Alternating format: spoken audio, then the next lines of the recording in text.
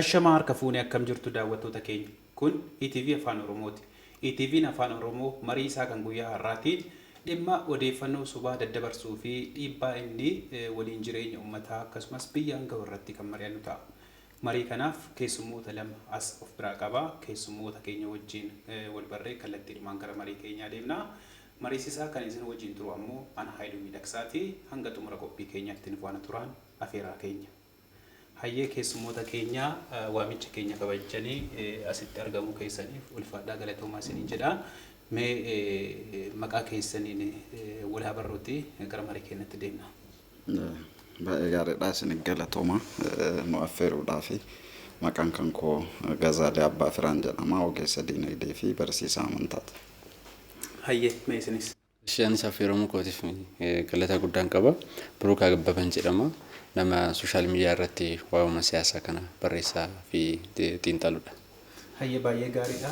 Dhimmi keenya as dhimma kanaan kan wal qabatudha. Waa'ee odeeffannoo sobaa daddabarsuu kun rakkoo biyya keenyaa qofa osoo hin taane rakkoo biyyoota addunyaa kana maraati yeroo ammaa kana ta'eeti mul'ataa kan jiruuti. Mee dhiibbaa inni geessisu darbuun dura mee hiikuma isaarraa kanarraa haa kaanuti. Odeeffannoo sobaa jechuun maal jechuudha? Maaliif daddabarfama? Kaayyoo akkamiitiif daddabarfama? Isa kanarraa haa kaanu. Ishi galatooma. Egaa barri amma keessa jirru bara teekinooloojiin sadarkaa guddaarra ga'e akka ta'een beekama.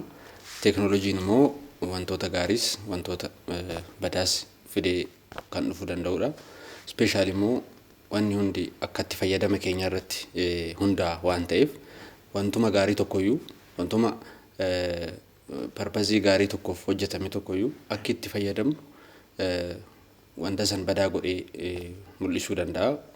Parpazii badaadhaafis akka oolu gochuu danda'a jechuudha. Na sooshaal miidiyaan pilaatfoormichi kun yogguma uumamu rakkoo namni jiruuf jireenya isaa keessatti fageenyarraan infoormeeshinii yookaan immoo odeeffannoo iddoo garaagaraatirraa bakkuma inni jirutti addunyaa wal qabsiisee akka inni harka isaatitti akka isaa galchuuf pilaatfoormii uumamedha. Namni Afrikaa keessa jiru, Awurooppaa keessa wanta jiru, Ameerikaa keessa wanta jiru, wanta immoo Afrikaa keessa jiru gara addunyaa hundatti akka wal ga'ee namni interconnected akka ta'u fi odeeffannoowwan garagaraa akka argatu, well informed akka ta'u, beekumsaan akka of ijaaru kanaafidha parpaziin inni uumame. Garuu namni immoo kanumaaf fayyadama jechuu miti. Amma rakkoolee sooshaal miidiyaan kun yookaan immoo marsariitii inni jennu kun uume keessaa tokko kaayyoo sooshaal miidiyaan kun itti uumameen alatti fayyadamanii kaayyoo isaatiin ala kaayyoo dhuunfaatiif kaayyoon sun immoo kaayyoo badiinsaa, kaayyoo rakkoo, wal shakkuu waan akkasii kana fake news waan akkasii kana maqaballeessii waan akkana kana itti fayyadamuudhaafis pilaatfoormiin kun wanta kana haalli itti hambisuu hin qabu. Wanta pilaatfoormiin kun akka rakkootti qabu keessaa wanumatti ati achirratti fe'uu barbaadde fe'uu dandeessa. Poost gochuu barbaadde poost gochuu dandeessa. Filter godhee kana dhiisaa kana godhinaa kana godhaa wanni jedhu hin jiru. Namni immoo waan sooshaal miidiyaa irratti interconnected waan ta'eef namni bahaadhiyaa kaabaa kibba jiru waan achirratti barreeffame, waan achirratti haasa'ama, waan achirratti dubbatamu hunda hin argaa hin dhagaa.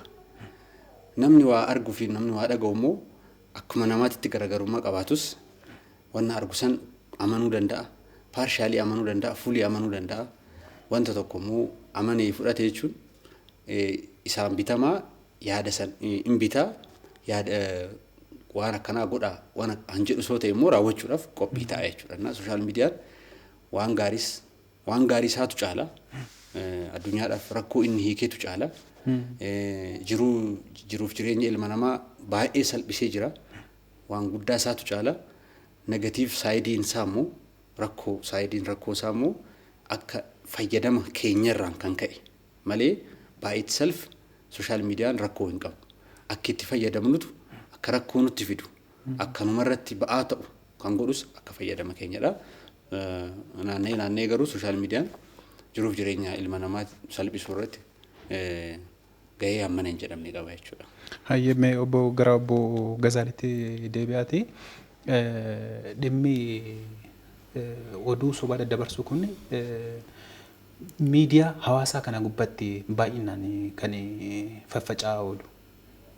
Nam beekaa miidiyaan hawaasaa kun qunnamtii dhalli namaa qabu nama tokkoof tokko gidduutti ta'uu danda'a, tokkoof hedduu gidduutti ta'uu danda'a.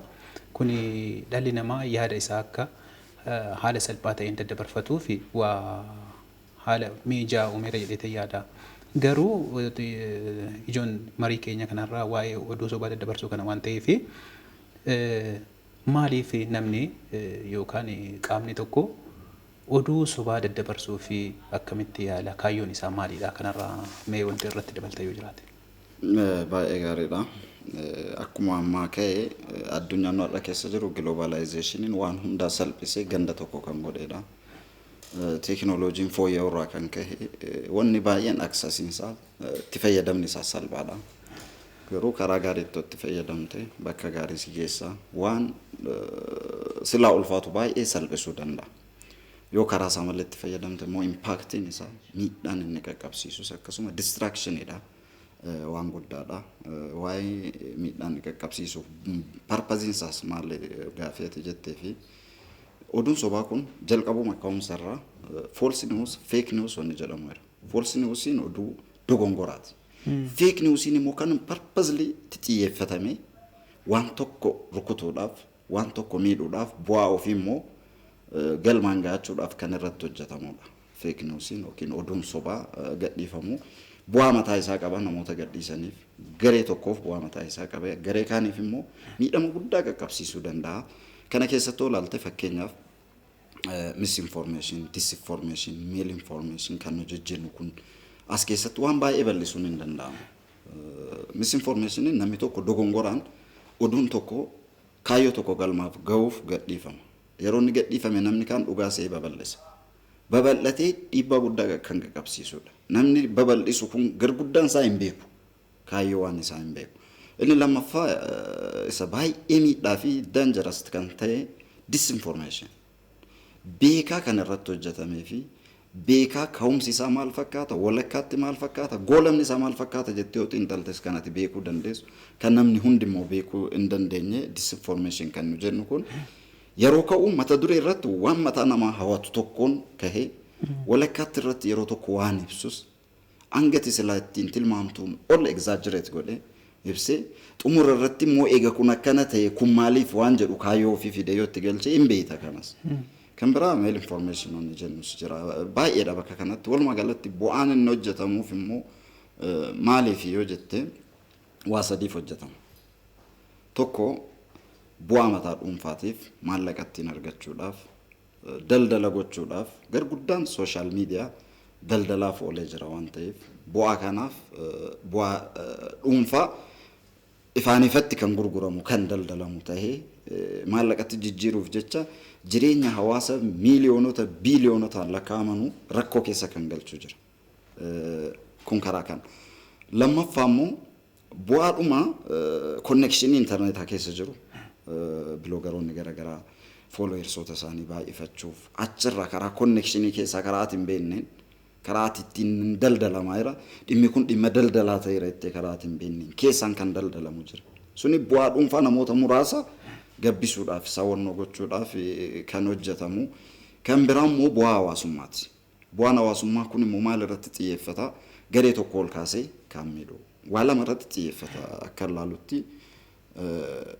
Wanni lamaan inni fokaal godhee irratti xiyyeeffatu kun immoo waan isaaf daddaffiin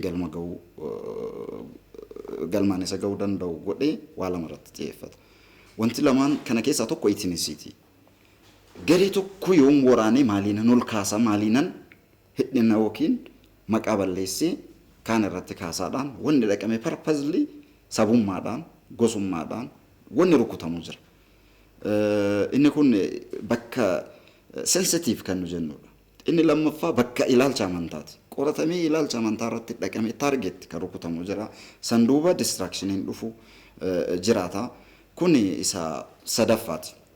Inni afuraffaa bu'aan aangoo bu'aan siyaasaa jira. Bu'aan aangoo bu'aan siyaasaa addunyaa jeneraali yoo haasofne addunyaan keenya kun dorgommiin siyaasaa jira. dorgommiin siyaasaa sirriin jira. Dorgommiin siyaasaa dabaa immoo karaa malee deemee kaan miidhee kaan ol baasus jira.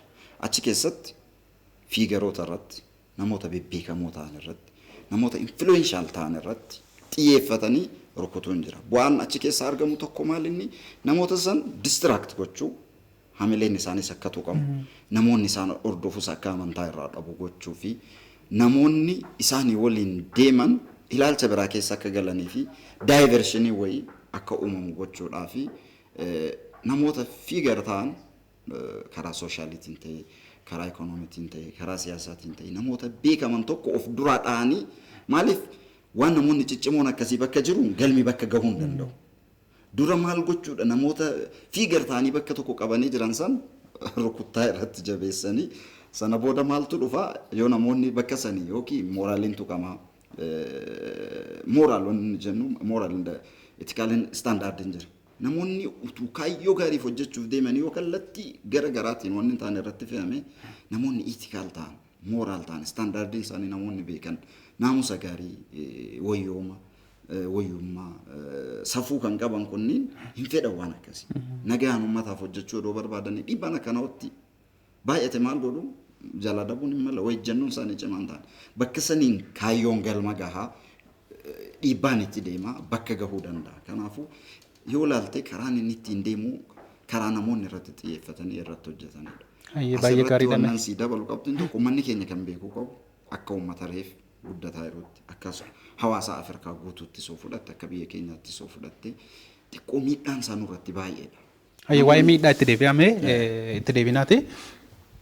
Mee dhiyeenyuma kana erga jijjiiramni amma jalqabame kun jalqabeerraa kaaseeti odeeffannoowwan sobaa baay'eetu biyya kana keessa naanna'aa kan turanii iddoowwan adda addaatti miidhaan qabeenya irra ga'ee jira, lubbuu namaa irra ga'ee jira. Kun ammoo qaama tokko qofa irratti kan xiyyeeffatu miti, nama dhuunfaa irratti ni xiyyeeffata, mootummaa irratti ni xiyyeeffata, sabummaa irratti ni xiyyeeffata. Akkuma obbo Gazaaliin jedhaa turan kana dhaabbilee amantaa irratti ni xiyyeeffata.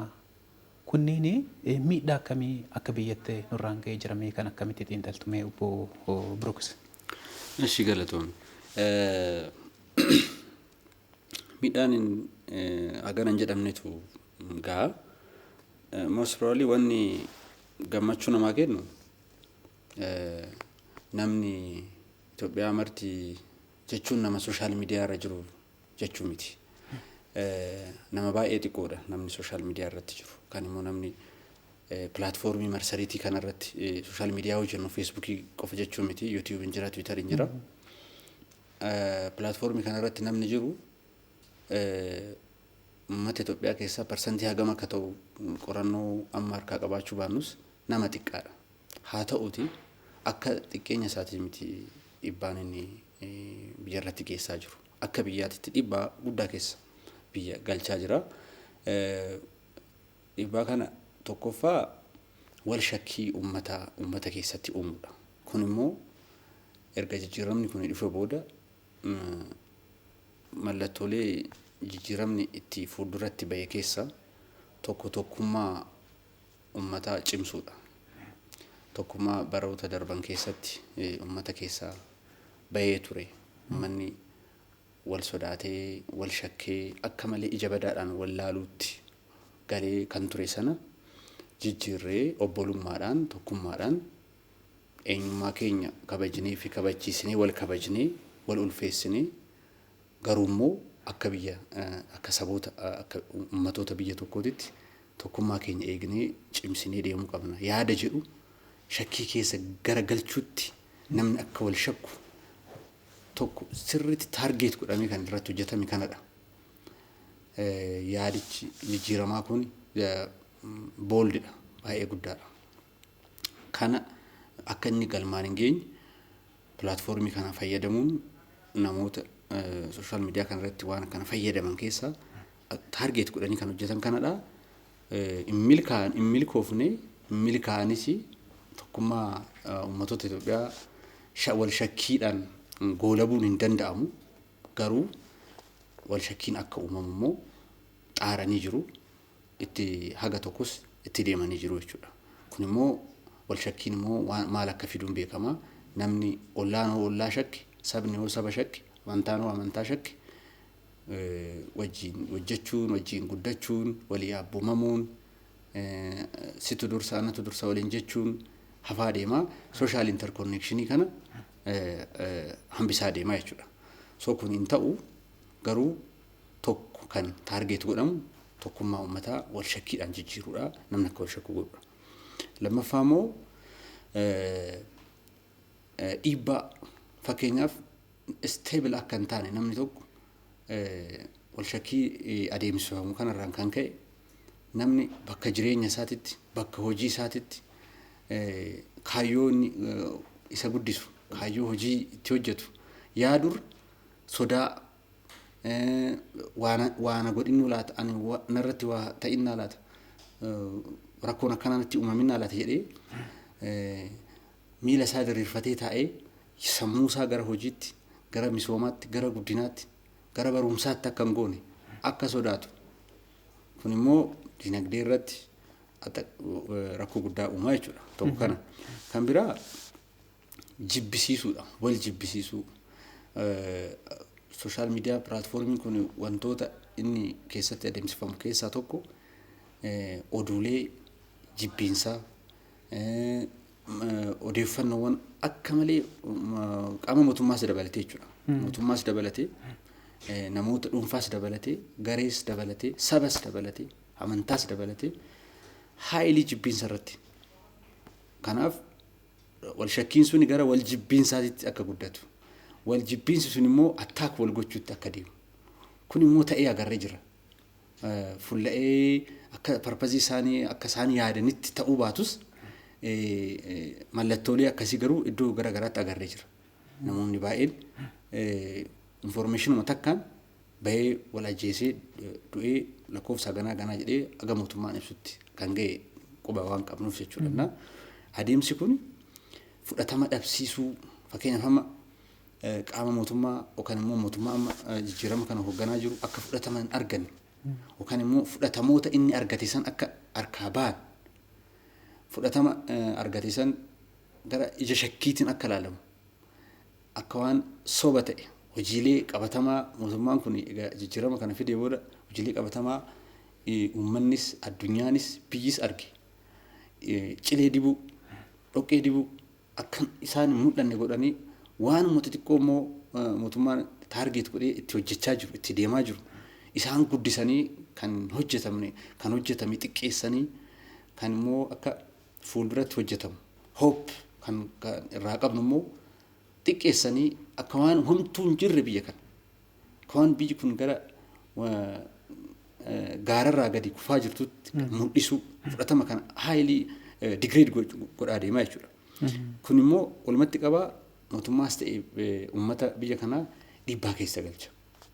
Insecure akka ta'u namni godhame mootummaan egaa fudhatamni isaa akka dhabama ta'u akka fudhatama qabus akka dhabu kana boodas akka fudhatama arganne immoo kan gootu ta'e biyyi akka biyyaatti dhiibbaa keessa gala jechuudha. Kanadha parpaziin social media irratti jibbiinsi yookaan immoo fake news kan jennu yookaan immoo duratti akka obboleessi kiyya ibsatti gulantaalee isaanii garaagaraa kan lafa kaa'etti walitti yoo qabdu denial maal akka jedhamu deny gochuu fudhachuu dhiisuu fudhatama dhoowwuu diduu jechuun onuma ijaan agartu onuma hojjetame onuma immoo hojjetamuuf fuuldura xarapheezaarra godhamee minjaalarra godhamee itti deemamaa jiru akka homtuu hin jirre ija dinuuffatanii kana gochuu jechuun parpazii mataa isaanii waan qabaniif parpazii tokko immoo namni yoo lafa godhu maalan gochuu deemaa akkamittanii parpazii sana achiif godhaa tooftaalee akkamii fayyadamuu qabaa jedhee lafa kaawwata qaamni sunis jechuudha. Malee beesim jedhee lafumaa ka'ee social media irratti waa barreessee hin deemu. Viidiyoo of record kan godhamu dokumentariin kan hojjetamu YouTube irratti like godhaa share godhaa maal godhaa kan jedhamu bar share isaa delivery isaa view isaa guddifachuun sun parpaziin isaa kana hunda yaada ofii keessatti galfachaa kaayyoo ofii galmaan gaachuu jechuudha. Hayyeessitti deebi'a. Mee gara obbo Gazaatti deebi'a. Waa'eedhuma amma kun dhiibbaa inni biyyarraa fi wajjin jireenya uummataa irraa hangaa jiru kanatti wanti dabalata yoo jiraate keessaayyuu amma odeeffannoowwan naannoo Tigraayitti bahan bifa oduu sobaatiin jechuudha. Isaan kanneen kan iddoowwan adda addaatti wanta hin taane ta'eera jedhaniiti daddabarsan kanneen irratti fi dhiibbaa inni yeroo ammaa kanatti biyyarraa hangaa jiru kanarratti wanti dabalata yoo jiraate. Wannan dabaloo yoo jiraate obboleessi kan koo baay'ee kaasee jira. Akka biyyaatti yoo ilaalte biyya tokko qabna, hawaasa baay'ee keessaa qabna, miidhagina baay'ee keessaa qabna. Biyyi kun yoo waan tokko irratti hojjennu, waan tokko irratti hojjechuuf yoo karoorsinu, even fuulduraafis yoo karoorsinu, yoo biyyattiin kun jiraatte irratti karoorsinu. Yoo biyyattiin kun jiraatte fuulduratti deemna. Yoo biyyi kun jiraachuuf immoo keessaa wal amanuu lammiileen hawaasni naannoof naannoo sabaaf sabni amantaaf amantaan kaayyoo isaa gara guddina biyyattii kanaatti xiyyeeffatee fuulduratti deemuu fi wal hubachuuniif wal sodaa dhabuun wal irratti hojjechuu dhabuun jiraachuu qaba. Maaliif hin jiga biyyi? Gaafa biyyi jigee akka aadaa ta'e biyyoota hedduu ilaalaa jirta. Garguddaan isaa sooshaal miidiyaadhaan jigan wal irratti duulanii jiganii waan jige lafaa kaasuun meebii biyya tokko salphaa ta'uu danda'a. Saba muraasa keessa jira. Amantaa muraasa keessa jira, aadaa muraasatu keessa jira. Jigus wal qabanii ka'uu danda'u ta'a. Biyya akka biyya kanaa immoo yoo xiinxalline ilaalle duubarraa hanga as dhufe tammammaatti jigee jennaan akka malee jigee jennaan kaasuunsaa warri miidiyaan irratti duulanis eenyullee wal qabanii kaasuu hin danda'an. Kanaaf dura bu'aan riizaaltiin dhufu wanni sanarraa dhufuu danda'u maal inni jennee xiinxaluu danda'uu qabna. Duroo biyyi jiraatti irratti hojjenna waan ta'eef. Isa kanaaf biyya bareedduu kan biyya immoo alaa ilaalcha biraatiinis yeroo garii ilaalamaa.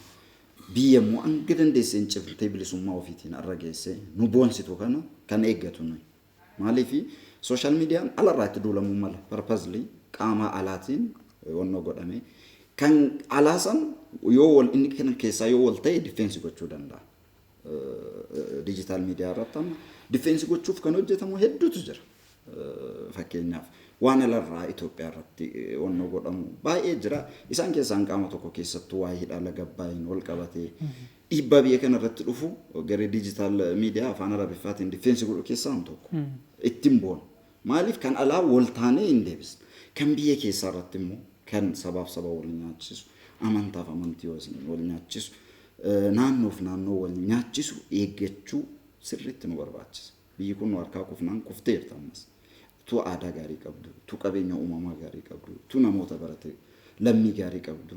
Itu lammii gaafa biyyi isaa tuqame lubbuu ofii kennuuf dhaabatu kana hunda qabdu immoo takaallaa garaagaraatiin fuulduratti deemuu dadhabdeetti. Takaallaa kana kan jabeessu maal inni oduu sobaatii fi olola walirratti geggeeffamuu fi maqaballeessii walirratti geggeeffamuu fi wal cabsuudhaaf walii wajjin dhaabatanii ijaaruurra wal cabsuudhaaf walirratti hojjechuun baay'ee biyya tokkoof baay'ee ulfaataadha.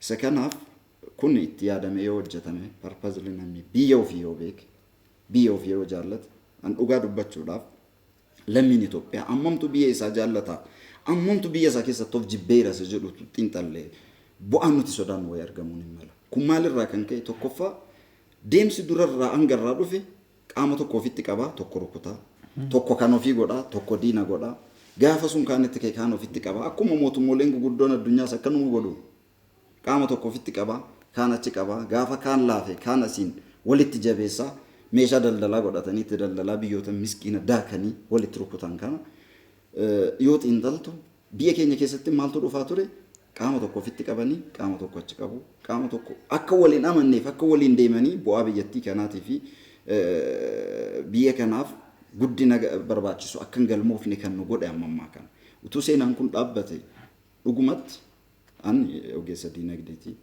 garamirraa garamitti akka deemuu danda'u jijjiiramni jiru nuti arguu dadhabnu kun garamitti deemuu akka danda'u waggoota muraasa keessatti eenyuuf uyifu maaliif siyaasa miti reyaalitii dhugaa lafa jiru nama siyaasaa miti dhugaa lafa jiru immoo xiinxaluun nu dhibu siyaasa jirus immoo nama siyaasa ta'uu baannes siyaasa san xiinxaluun nu dhibu haala lafa qabatama lafa kanarra jiruun Ituu wal qabatamee ittiin deemamee biyyattiin kun yeroo muraasa keessatti amma yeroo har'aa miidiyaa addunyaatti kallattii taateerti. Kun dhiibbaa guddaas qaba, bu'aa guddaas qaba. Biyyattii beeksiseera addunyaa irratti. Biyya guddoo tokko godheera. Nu keessatti immoo wal jabeessinee, wal hidhannee, wal qabannee biyya kana cimsuu dandeenya. Akkasuma addunyaa irraa immoo dhiibbaan qaama garagaraatiif, qaama alaa dhiibbaa bu'aa isaaniitiif deeman deeggaru immoo dhiibbaa nurratti uumaa jira. Dhiibbaa kanas ofirraa deebisuuf yoo warri biyya keessa jiru, warri barate, warri sooshaal miidiyaa irra jiru, warri dhageettii influenshaal ta'anii dhiibbaa uumuu danda'an biyyattii kanaaf akka dhaabbatan gochuudhaaf namni hunduu dhaabatee of ilaalee waan biyya ofiitiif hojjetaa jiru waan bu'aa isaaf qabu tokko eessan gaha jedhee tilmaamuu danda'a. Waan tokko jigsinaan bar nan jigsaa kaayyoo noo ta'e nan ijaarradhaan hin karoorfamne jechuudha. Dura kaayyoon nan jigsaa qofa yoo ta'e gaafa jigsiteeti karoorfattu immoo wanni jige badeera. Ol kaasuu hin dandeessu. Akka toliin kaasne immoo kan ati jigsitee waan baay'ee sirratti hojjechuu mala. Kan jige kan jigiinsa keessatti miidhames waan baay'eetu miidhamuu mala waan ta'eef. Kanaaf waa hundarra waan ijaaramerra dhakaa dabalataa kaa'aa deemu waan ijaarametti dabalaa deemu malee aadaa biyya keenya of fudhatte nu daa'ima seenaan dubbisa. Gaafa dargiin kufu sirni dargiin wanni dargiin ijaaree inuma jiraata hangi tokko hin bade wajjumaan daakama. Hanga maayibaasa gara garaa dhaqamee cabsamee saamamu tokko sun qabeenya uummataa. Gaafa sirni biraas dhufu dabareedhaan Afrikaa keessatti kan jiru maal inni waan ijaarame tokko cabsanii zeeroo godhanii ka'anii ijaaruun amma akka biyya miidhuu beekamuu qaba. Kan fuulduratti beekamuu qabu bakka ijaaramerraa jijjiiramni amma dhufe kun akka xiinxala kan kootiitti waan dabree ijaarama diinagdee keessattuu bu'uuraalee diinagdee waan darbe irratti dabalaa deemuudha waan ta'eef kan dhufus kan dhufaa darbaan nu hin dabarra siyaasni tokko hin darba bulchi sirna tokko hin darba biyya kanarra biyyi kun kaleessas jirti har'as jirti boris ilmaan keenyatti jiraata biyyi keenya immoo biyya keenya bakka nuti biyya keenya jennee irratti jiraanne lubbuu keenyaa fi maatii keenyaa fi qabeenya keenyaa fi abdii jireenya keenya kan itti godhanne yoo biyya qabaanne yoo bakki keessa jiru keessatti abdii yoo qabaanne yoo kaayyoon nuti karoorfannu tokko waa bakka irratti karoorfannu yoo qabaanne kunoo nu harkaa jigammoo baay'ee rakkisaadha waan ta'eef dhiibbaan inni nurratti fiduu danda'u guddaa waan ta'eef uummanni keenya keessattuu warri barate warri sooshaal miidiyaa irra jiru dargaggoonnis wal qabannee biyyattii kana diinagdeedhaan kuftee jirti uummanni keenya gara diinagdeetiinis xiyyeeffannaan guddaan gara siyaasa ta'ee jira. Sooshaal miidiyaa gara diinagdeetti deebisne gara nageenya uummataatti deebisne gara uummanni kun ittiin jijjiiramee of jijjiiru gara barumsaatiin soo laalte akka itti jijjiiramne kompiitanta taanee miidiyaadhaan akkana addunyaa irratti keessattuu hidhala gabbaayii wal qabate miidiyaalee addunyaatiif fookasii taanee jirra. Miidiyaan addunyaa guutuun kan dur Itoophiyaan beeknellee guyyaa irraa gabaasaa jira waan Itoophiyaa. Yeroo kana keessatti nu immoo dhugaatti Itoophiyaanota cimoo waan addunyaan irratti imeejii keessa kaa'atte san fakkaatu tokko uumuu qabna biyya keenya keessatti. Biyya keenyaaf abdii gaarii qabaachuu qabna. Akka abdii gaarii qabaachuu qabnuuf immoo warri hoogganan, warri ol ba'an, warri nu caala borii biyya kanaatiif yaadan wal qunnamtii jidduu isaanii, neetwoorkii jidduu isaanii kaayyoo biyya kanaa irratti uumatanii akka wal qabatanii deeman. Warri jala jirus immoo garee tokkoof garee tokkotti kaan jala galee kaan jala deemuutu hin ta'in akka qaamni wal dhabe mataarra jiru walitti dhufee wal simatu waliin deemu dhiibbaa gochuu malee garaagarummaa bal'isaa deemuun baay'ee miidhaa nurratti fida. Sooshaal miidiyaan walumaa galatti feek niwus keessattuu oduun parpazli namni hin miidhama hawaasni tokko miidhama hawaasaa ni du'a hawaasni tokko du'a hawaasa sanaa ni kufa dhiigni dhangala dhiiga gara malee dhangaleessan bu'aa dhuunfaatti jijjiiruun safuu dhabuudha. Oromoo biratti Oromoon safuu qaba. Moraaliin Oromoo istaandaardiin moraalii fi tiksii Oromoo safuu. Safuu keessa immoo wayyuu jira wayyooma jira. Namni bakka jiruun duudhaan abbootii keenyaa duudhaan saba keenyaa kan saba Kuushis ta'e kan saba Oromoos ta'e kan saba biyya kanaas ta'e ituu danda'ame jijjiirama garagaraatu irratti jijjiirama fide malee namni hunduu tiksiinsa gaariidha nama ta'uudha. Keessattuu kan saba keenya kan saba Oromoo immoo baay'ee safuu gaarii qabna. Aadaa jiidhaa kaleessaa sana nu keessaan banne. Haala kanaan itti deemnaan immoo aadaan jiidhaan keenya kaleessaa safuun keenya kaleessaa sun bareenni nu keessa jiru sun sooshaal miidiyaadhaaf diijitaal teekinooloojii kanaan gara biraatti jijjiiramee akka biyyoonni baay'een aadaa safuu isaanii dhaban sana dhabuun mala. Nummoo garuu waan gaarii kana dhabuun nurra hin jiru.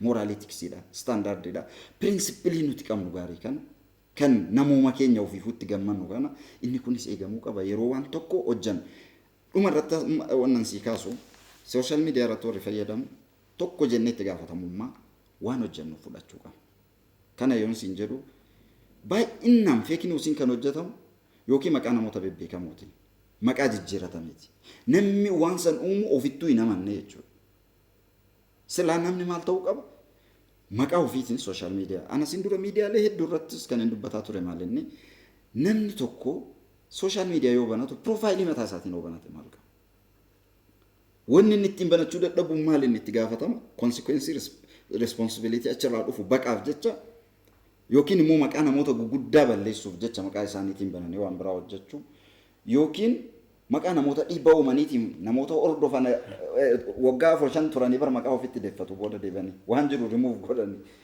hordoftootas argachuudha kun maal godha bosona miidiyaan bosona kana keessa galanii biyya ofii diiguun gaarii miti maqaa ofiitiin galatanii waan biyya isaaniitiin hin mala jedhan post godhanii irratti waan maqaa keetiin waan jiruuf waan post gootu waan biyya keetiin siquuqe bilisaan post goote yoo irratti itti gaafatan waan dhugaa ta'e itti gaafatamummaa sin fudhata garuu dargaggoonni baay'eenii fi uummanni keenya baay'ee yeroo adda gara mittirra sirrii ta'e kan fudhatamaa jiru kun maal inni maqaa ofii jijjiiranii galanii waan biraa hojjechuu inni kun biyya ofiis diiga biyya diiguu dura immoo maalummaa kan kee diiga fake newsiin istiriisaa filosoofii isaa olante namni fake news irratti hojjetu dura gradually of dhabaa deema namummaa isaa jalqabaa san dhabaa deema oduu sobaa tokko uume uummata kana garagalcha bor oduu sobaa sana caalu uumutti deema malee oduu sanirraa dogongoraa sanirraa deebi'ee bakka ofitti deebi'uu hin danda'u maaliin gradually ofis dhabaa deema hawaasni amma naga'u bal'atu barataa deemu moo of dhabaa yoo deeme biyya tokkoof distractionidha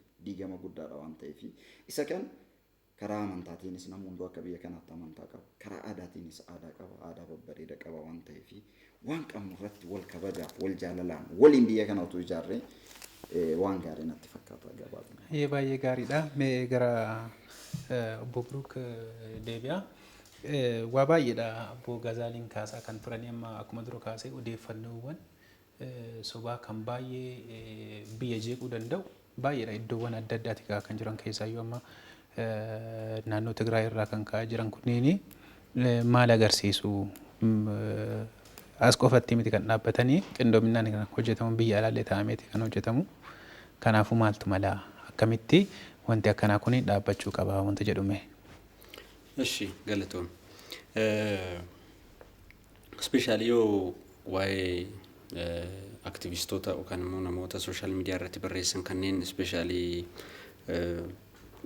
TPLF wajjin yookaan immoo juntaa TPLF awwaalame wajjin wal qabate namoonni yooruma kanallee akkuma hundi keenya agarree viidiyoon garagaraa hin baa suuraan garagaraa hin baa yaadoliin garagaraa hin ka'u influence uumuudhaaf mootummoota biyyoota alaa akkasumas dhaabbilee influential ta'an biratti mootummaa kanarratti dhiibbaan akka uumamu gochuudhaaf alliance argachuudhaaf support argachuudhaaf dhugaa akka isaan qaban mootummaan Itoophiyaa tarkaanfiin seera olaantummaa seeraa kabachiisuuf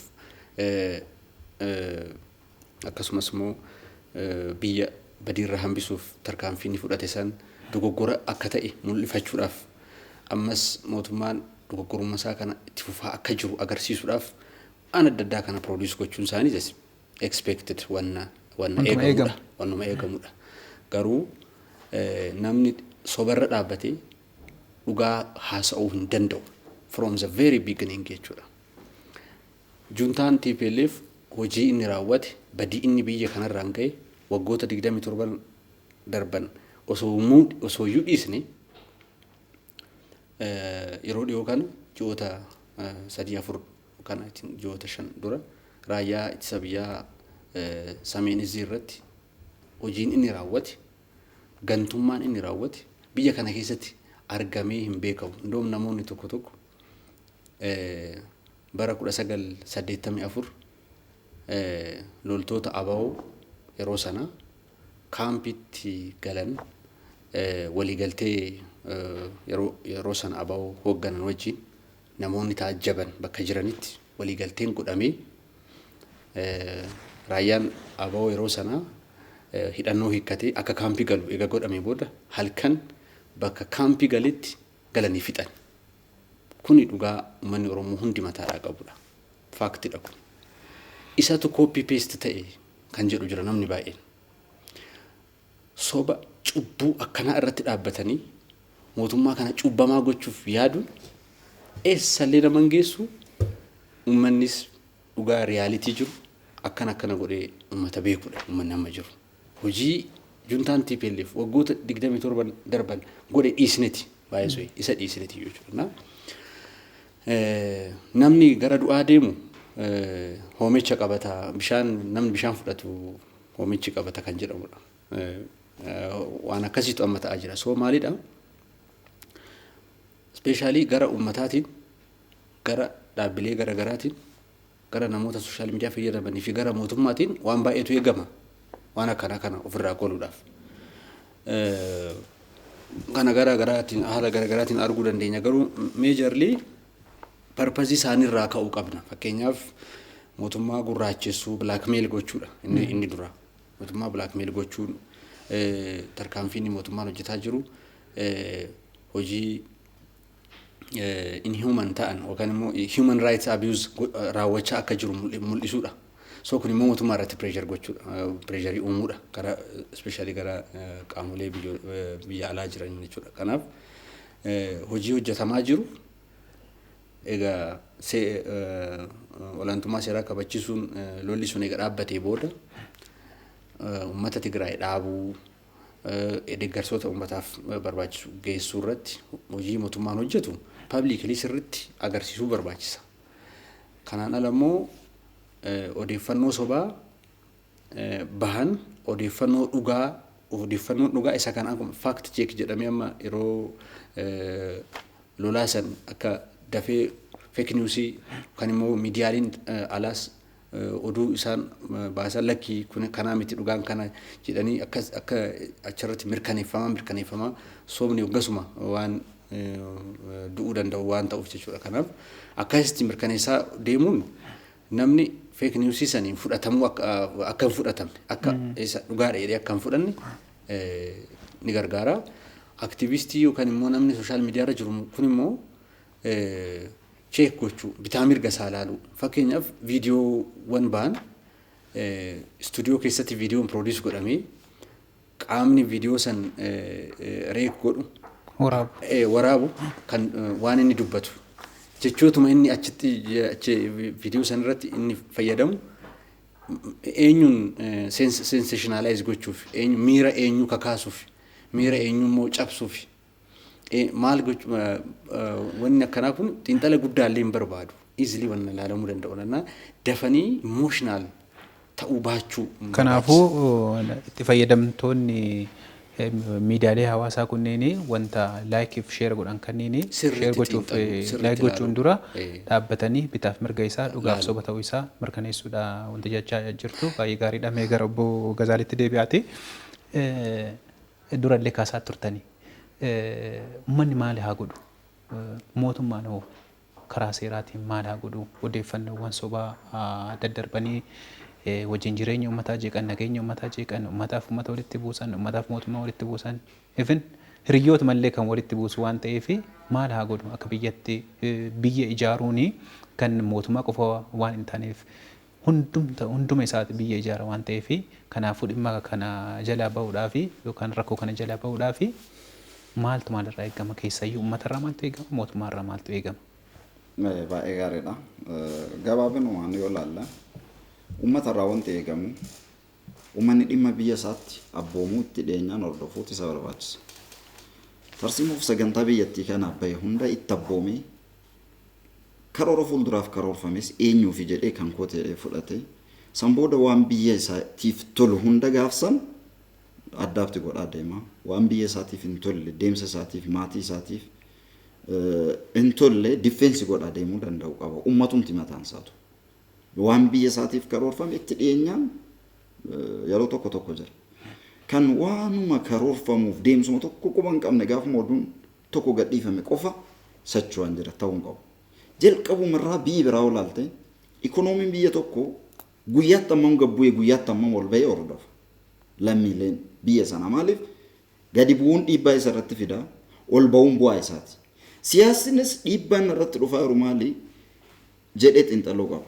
Dhiibbaan dhufu isa manatti isa dhaqqaba yoomuu kallattii qabate isaaf jireenya isaatiif gaarii ta'a waan ta'eef fiidbaakiis kennuu danda'uu qaba. Hawaasni bal'inaan kanarratti waan biyya isaatiif tolu irratti hojjechuu qaba. Gara mootummaatiinis yoo ilaalle gara mootummaatti darbuun dura illee kaasaa turtan keessaayyuu duudhaalee uummanni biyya kanaa qabu keessaayyuu gama amantaan illee ilaaluu hin dandeenya. Namni biyya quraanni lallabamu keessatti biyya wangeelli lallabamu keessatti keessaayyuu odoo sobaa kanatti fayyadamuudhaan namni nama ajjeesuu uummataaf uummata walitti buusuu uummata even hordoftootuma amantii tokko gidduutti walitti bu'uunsa uumuun kun eessaa dhufee wanta kana keessaayyuu uummataan wal qabsiiftan. Kun kan inni irraa dhufu akka durasiin jenne sooshaal miidiyaan impaaktii qaba. Aadaa, noormii, kastamii biyya tokko keessa jiru irratti dhiibbaa qaba. Dhiibbaa godhaa yoo dhufe maal aadaa kee keessaa si baasaa deema. Amantaa kee keessaa si baasaa deema. Waan ati gaariidha itti qabattu keessaa si baasaa deema. Giraajuwaaliitu haa ta'uuf hin beekin. Namni biyya kanaa jalqaba kan kaasetti namoota amantaa hordofudha Itoophiyaa. Namoonni amantaa hordofan hundi amantaa isaanii keessatti miidhaa walirratti qaqqabsiisuun sobuun yakka akka ta'e hunduu inuma beeka. Fakkeenya an musliim.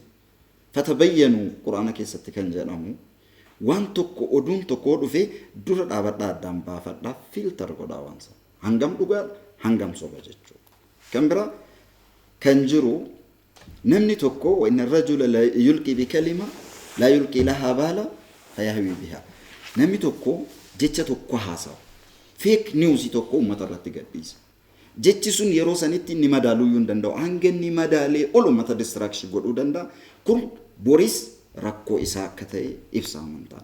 Kanaaf deemsa keessatti yeroo duraanii oduun sobaa kun ka'aa ture miidhamaa ture hawaasni bal'aan. Wal murjifuuna fil madinaa jedhamee hanga irratti haasa'amu akka amantaa musliimaatti ta'uun sitti. Amantaan hunduu akkas qaba. Warra jeequmsa garaagaraa uuman irratti xiyyeeffate amantaan beeziin isaa irratti hojjeta. Kun maal ta'a sooshaal miidiyaan amantaa jalaas xiqqoosii uummata achi dhiiba. Aadaa keenyattoo dhuftee aadaan saba qabu namni soba jaallatu hin jiru. Sobduudha jedha uumamumaan.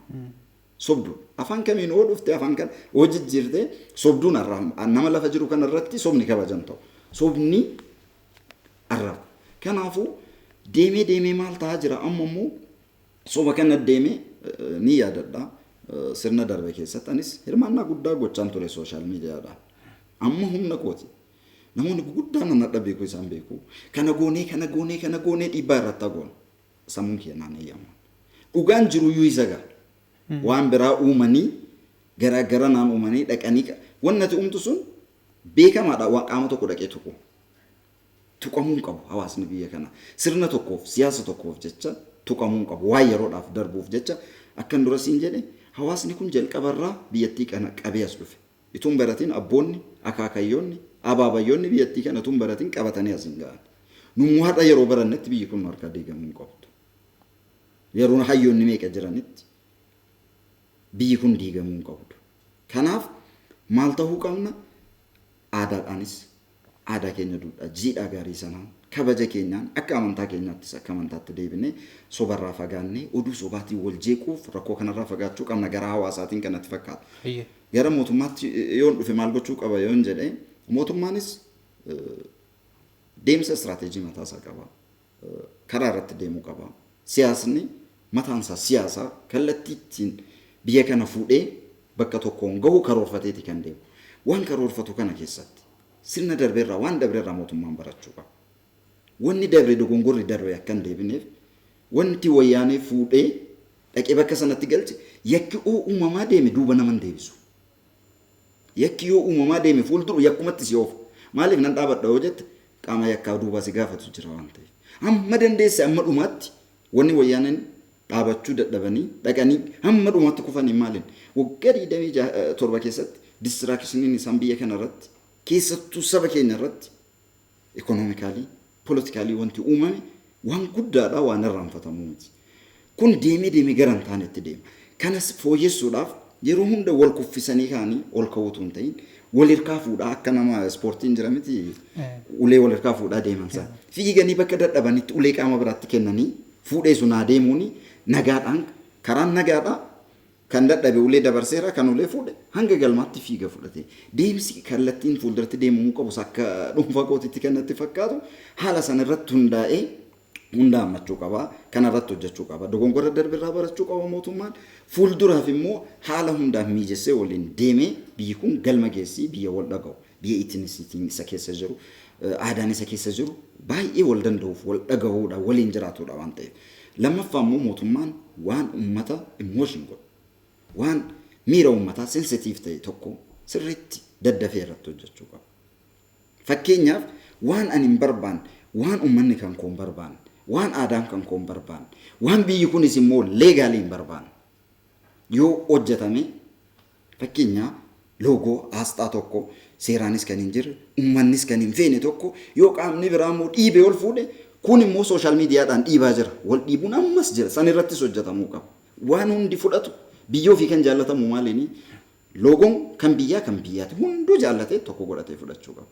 Ituu kan biyyaa ol kaasanii mirmirsin kan ofii yoo mirmirsan kan biyyaa qaamni tokko jaallate kan biyyaa qaamni tokko immoo jibbee kan ofii yoo jaallate kun miidhaa guddaa fida maaliif sooshaal miidiyaa irratti naan argaa rakkoo sooshaal miidiyaa ho'isu ta'e tokko kan jiru kan asxaan loogoon kan biyyaa kan duudhaa kan maalii kan dhuunfaa kootiin naa kabajamuu qaba dhuunfaa kan korrattoon asirratti godhadhe garuu teessoon kun kan nama biraati. Ana tarras jira bor kamera kan ummataati. Waan dhuunfaa kootii akka dhuunfaa kootiitti beekuun qaba malee waan dhuunfaa kootii waan ummataatti achi dhiibuun qabu. Yeroo waan akkanaa godhe maal inni qaama biraa gara biraatii jeeqaa jira waan ta'eef waan akkanaa sooshaal interaakshiniin ismuuzii akka ta'uudhaaf mootummaan kana irratti sirriitti nu hojjechuu qaba. Baay'ee gaariidha.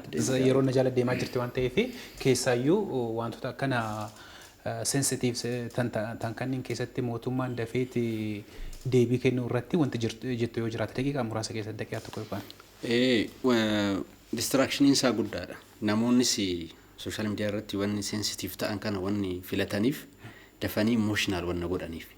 Fakkeenyaaf wantoota akka amantaa, wantoota akka sabaa, wantoota akka immooraal ta'an, wantoota haayilii safuu ta'an. Viidiyoodhaanis yookaan immoo sagaleedhaanis yookaan waraabanii yookaan immoo barreeffamaan kun jechuma namni tokko jechuma hoogganaan tokko dubbate irraa jecha takkallee keessaa dabsanii kana kan jedhe kana jechuu barbaadeeti jedhanii sensationalize yommuu godhan qaamni mootummaa dafee react gochuu qaba.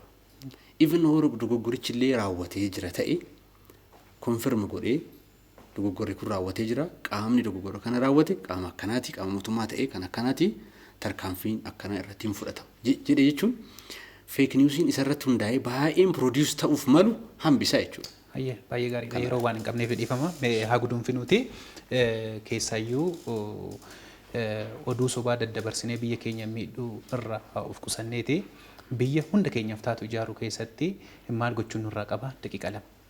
Wanni nu gochuu qabnu heeluu baay'ee simatti tola wannati gochuuf deemtu waan biyya keetii gootu ta'e waan ta'eef yeroo makaatoo biyya kootiin godha itti waan biyya keetii tolu goota waan ta'eef wanni biyya keetii tolu immoo hundaaf tola waan ta'eef wama biyya keetii tolu itti karoorsite san biyya kee jechuun namoota dhaabbilee biyya qabduudha dhaabbilee gurguddaa biyya qabduudha amantaaleen duudhaaleen biyya keessa jiran hunduu kootii itti yoo fudhatte gaafa waa tokko hojjechuuf deemtu kootii dhuunfaa kan kootii hojjette kan biraa miidhaa jirta. Wannan kooti jedhee fudhadhu kun akka biyyaatti immoo yoo ilaalle view biyyaatiin yoo ilaalle maal naa fakkaata yoo jette yoo jaalalli biyya keetii immoo si fuuldura jiraate wanti gootu sin dhibu waan biyyaaf tolu waan lammii keenyaaf tolu waan gadadoo keessaa nu baasu waan ilaalcha hin taane keessaa nu baasu waan jireenya hin taane keessaa nu baasu waan biyya bareedduu kana keessatti mataa ol qabannee deemnee raangaarraa amma achi akka mataa gadi hin qabanneef daran mataa ol qabannee wal qabannee akka deemnuu fi addunyaa keessa jiraannu kanaafis Itoophiyaan haala kanaan itti fufnaan fakkeenya gaarii taate waan ta'eef akka fakkeenya gaarii taate ilaalcha addunyaa poozitiivli itti qajeelu akka goonuuf biyya keenyaaf haa dhaabannu jechuudha man barbaada. Hayyee baay'ee gaariidha keessumoota keenya dhimma odeeffannoo sobaa daddabarsuu fi miidhaa inni biyya irraan ga'u irratti ibsa bal'aa waan nu kennitaniif ulfaadhaa galatoomaa isiniin jedha. Hayyee kabajamtoota daawwattoota keenya mariin keenya kan dhimma oduu sobaa daddabarsuu fi dhiibbaa inni biyyarraan gahaa jiru irratti mari'ataa turre kanumaan goolabamaa mariisisaa kan isin wajjin ture an Haayiluu Miidhaqsaati kabajanii jaalattanii filattanii waan nu daawwattaniif ulfaadhaa galatoomaa isiniin jedha marii biraatiin hanga wal agarrutti turtii gaarii.